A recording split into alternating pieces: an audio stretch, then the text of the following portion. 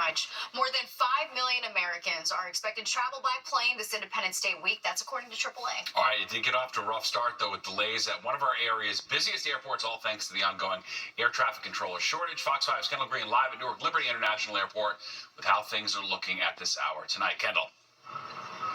Hi, good evening, Steve and Natasha. Delays are up about 30 minutes at last check so far. But passengers we spoke with are keeping their cool about it because they're not as severe as they could be. But this could be the tip of the iceberg. Ballooning delays at Newark Liberty Airport, stalling that holiday welcome to the tri-state for the second day this week. God sent you came to ask me about delays. There is a lot of stuff in here. A lot to unload for Gayatri at the airport, picking up her lost luggage Tuesday after her flights failed to take off from the West Coast the day before. I took the flight from San Francisco to Newark, New Jersey, and my flight got canceled 5 times. 5 times the frustration Carrie felt since she received a tip about what put her an hour behind schedule. According to at least the pilot, they're saying they're actually having staffing issues. So with the lack of people, I guess, on the dealing with the planes and stuff. Her pilot was honest. The FAA shared the delays were due to a shortage of air traffic controllers covering the tri-state, and this could be the beginning of more travel turbulence in Newark. The FAA is starting to reduce the number of air traffic controllers covering Newark's airspace from 33 to 24, relocating them to Philadelphia, according to the Air Traffic Controller Union's president, Joe Segredo. Operating with 24 controllers instead of 33 is a tremendous impact. It's 30% less of our workforce. We need to staff the midnight shifts.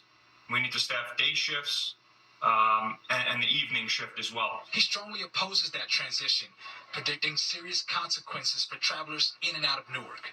When you reduce down from 33 to 24, there's going to be a tremendous impact in the amount of staffing that we have daily. Now, our traffic staffing issues only tend to make up 1.2% of issues at the airport, but as the union president predicted, that number could go up here in Newark. We reached out to FAA for a statement so far. We haven't heard back. That's latest in Newark. Kendall Green, Fox 5 News. Never a dull moment when it comes to getting around here, it That's seems. right. All right, thanks, Kendall. Well, tonight, a renewed push to keep swimmers safe ahead of the holiday. The new safety measures local officials are calling for after 2 teens drowned off Rockaway Beach. Plus, missing major milestones, some new data revealing just how much kids are struggling with basic social skills in the classroom. And the cause, experts say, was being isolated during the pandemic.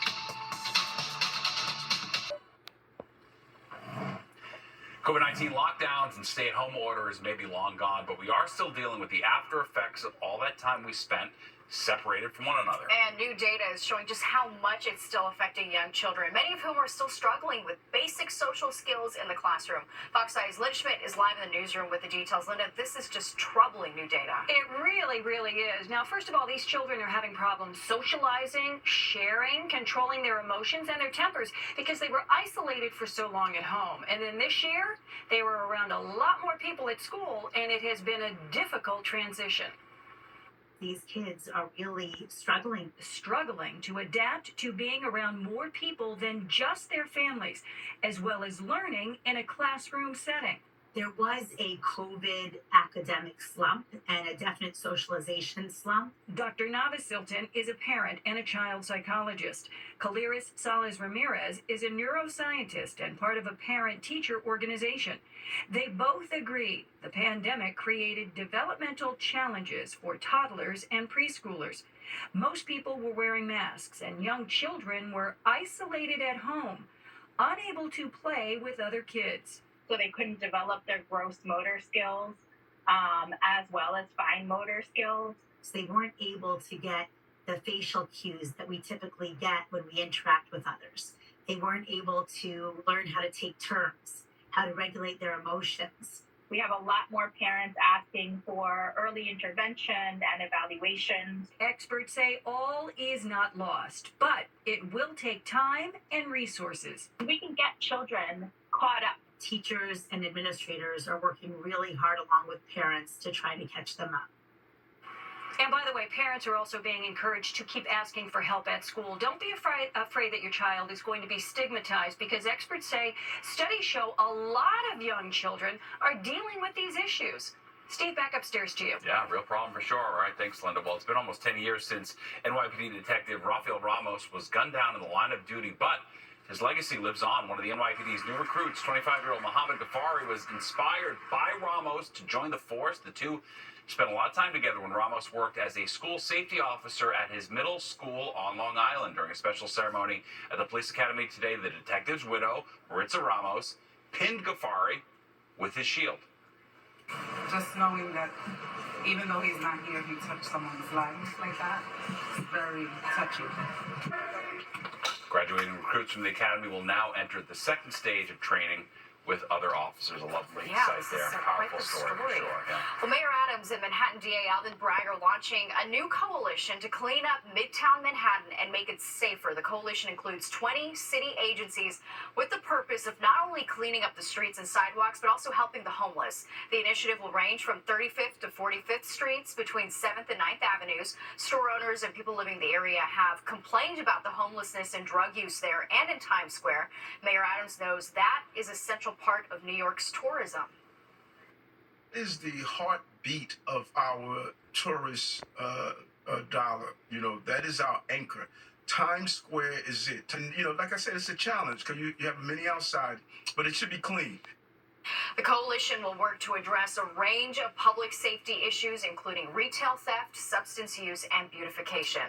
Well, ahead of the busy July 4th holiday, there's a renewed push for better swimmer safety. That's right, of course. This is after two teens drowned off Rockaway Beach last month. Fox 5's Jessica Formoso has a look at what's being done to prevent future tragedies.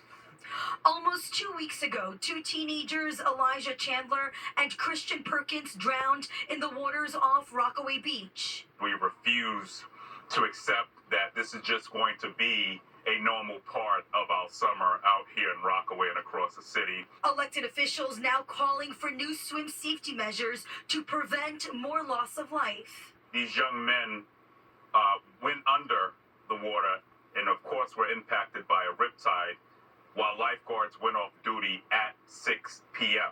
Queensborough President Donovan Richards wants the City and Parks Department to extend the hours that lifeguards are on duty until dusk, as well as extend the length of the beach season beyond early September. We really need the union to come back to the table with the Parks Department, who I want to credit to getting them to the table, to really work on what those qualifications look like, and also ensuring that we can expedite lifeguards in a way that ensures we can have proper coverage across the city. The city is dealing with a lifeguard shortage, and it has been for the past few years now. They don't have enough lifeguards to keep every section of every beach open to swimmers. There needs to be much more coordination amongst agencies, whether that is the NYPD, PEP officers. So even if the beaches and the lifeguards are going to leave their chairs at 6 p.m., we need to see more concerted coordination. We really need the lifeguards to be deployed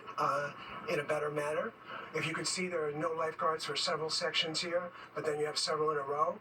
A beach lifeguard spends long hours surveilling thousands of people a day compared to lifeguards at city pools. The Parks Department says adding more hours to their regular shifts would put undue stress on them that would inhibit their ability to properly surveil the beaches and keep beachgoers safe. And officials are also calling for more pools to be open and for kids to learn how to swim in public schools. At Rockaway Beach, I'm Jessica Formoso, Fox 5 News. Fox 5 home for the Euros and Copa